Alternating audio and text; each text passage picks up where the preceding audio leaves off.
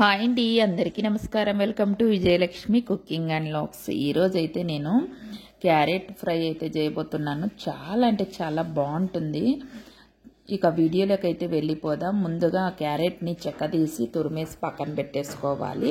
ఇక అలాగే ఒక కడాయి పెట్టేసుకొని ఆయిల్ వేసుకొని పోపు దినుసులన్నీ వేసేసుకోవాలి. కాస్త శనగబ్యాలు ఉద్దిబ్యాలు ఎక్కువ వేసుకుంటే చాలా బాగుంటుంది అన్నమాట ఈ కర్రీకి టేస్ట్.